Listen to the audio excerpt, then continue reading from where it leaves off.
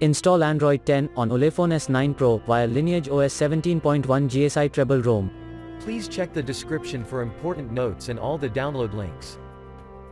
First, download ROM and GApps packages, then transfer the downloaded files to the phone storage. Link is in the description below.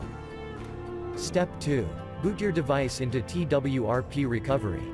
Once in TWRP, click on Wipe, Advanced Wipe, and select the check boxes, as shown in the image, excluding internal storage. Step 4. Swipe the button to wipe the device. Step 5. Go back to the recovery main screen, and tap on the Install button. Step 6. Navigate to the storage, and select the ROM zip file. Step 7.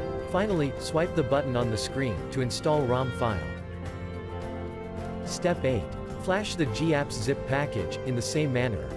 Step 9. After GApps flashing completes, select Wipe Cache and dalvik from bottom left side of screen, and swipe to wipe.